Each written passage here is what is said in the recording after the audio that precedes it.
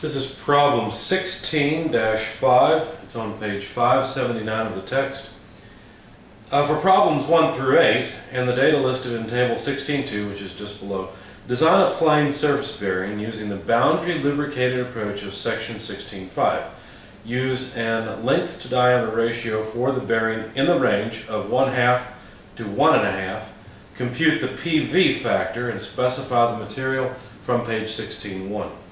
Now the specifications that are given on row 5 for problem 5 are that the radial load, let me call that R, is equal to 850 pounds force. The shaft diameter, D, is 4.5 inches. And the shaft speed, N, is 625 revolutions per minute, or RPM. So this is the information that's given, and we're supposed to design a boundary lubricated bearing. Now remember, a boundary lubricated bearing is a type of bearing. Of course, all these are plain bearings. There's no rolling elements in chapter 16, but it's a plain bearing that has oil to lubricate it, but you expect there may be significant contact between the bearing surface and the journal surface, if you will. And so there will be heat generation, essentially, or wear that occurs on the bearing surface, and the bearing surface has to be able to take that wear. That's what the PV factor is all about.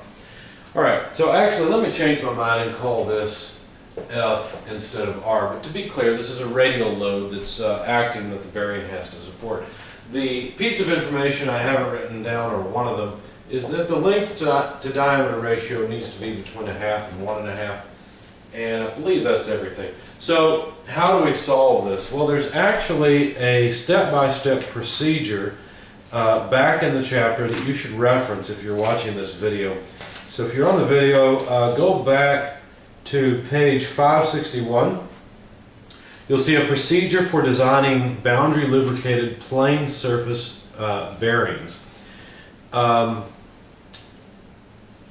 And so that's essentially the procedure that I'm going to follow. So here's my solution to this problem. Now realize there are multiple possible solutions because this is a design problem. So this is just one of many possible solutions.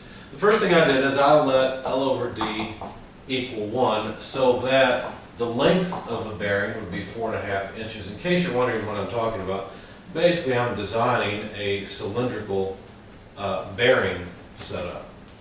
So we've got well, let's put it on this side. We've got a diameter as given, and the length is not specified. That's what I have to decide. I have to design that. Now the longer the length is, the lower the pressure will be in the force per area, force per cross-sectional area. In fact, calculating the pressure is the next step.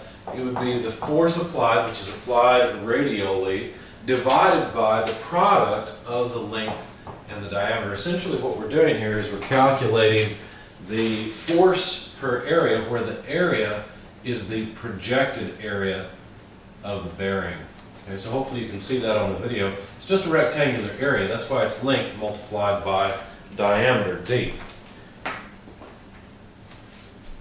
So if we plug in all the numbers, 850 pound force divided by 4.5 inches for the length, divided by 4.5 inches for the diameter, what you find is the pressure is about 41.98 psi.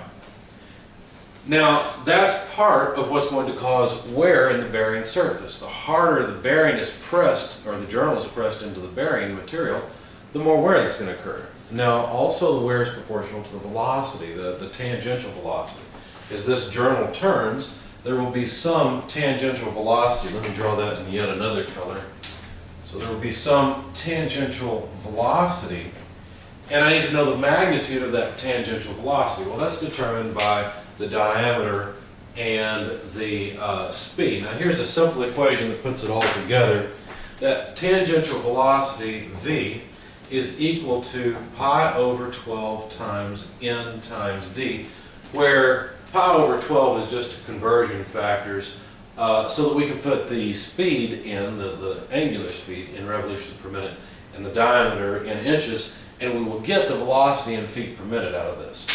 So it's just a convenient equation to make our lives easy so we don't have to worry about the units quite so much. So 625 RPM, diameter 4.5 inches. Notice I'm not putting in the units because I know as long as I put in RPM here and I put in inches here, I will get a number whose units are feet per minute. Okay? Now this equation is in your book. Let's see. I don't see the page right off where it's located, but it's in your book, and I would recommend that you either copy it down or you highlight it in your book. Here it is. It's on page 561. It's right in the procedure, and there's a couple different ones. There's actually two. There's one for metric and one for customary U.S. Units. So there's our velocity V. Now it's the product of those two, the pressure times the linear speed that wears the bearing material. So 41.98 pounds force per square inch multiplied by 736.3 feet per minute gives us a wear factor of about 30,910 feet let's do it this way, feet per minute PSI. Now these units are kind of odd, but that's what's listed in your book. In fact, when you go to select a material, you'll go to page 560 to table 16.1 and just look for a PV product using this as your guide. Now this is not the number you'll look for. You don't just look for a number bigger than this. Typically what we do is we look for a number that is 2 times this.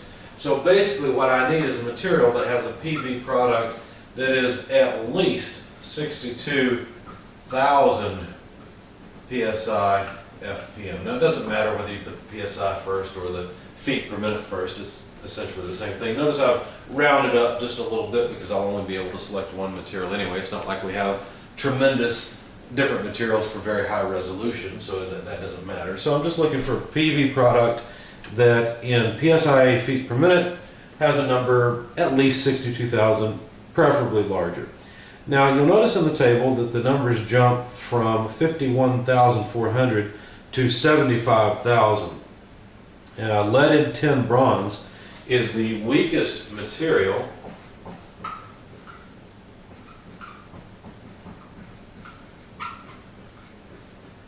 that has at least this amount, or this PV product. In fact, its PV product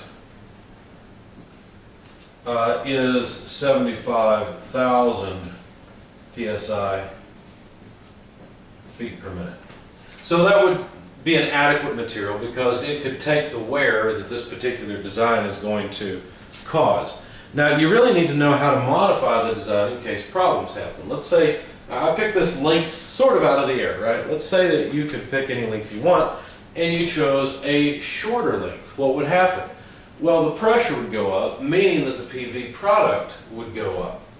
And if the PV product goes up, then we need a stronger material. So what if you find that you need a material that's so strong it doesn't exist? Well, then you need more bearing area. You've got to expand this length here. Now what about the diameter? Well, as the diameter goes up, if you hold the speed constant, the angular speed constant, as the diameter goes up, the velocity will go up. The tangential velocity will go up. But also as the diameter goes up, the pressure goes down. So it's basically a wash. The diameter doesn't matter that much.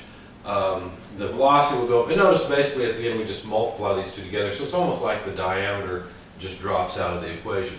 But the length is really the variable that as a designer you have control over and can specify so that you can find some material that will work for the application.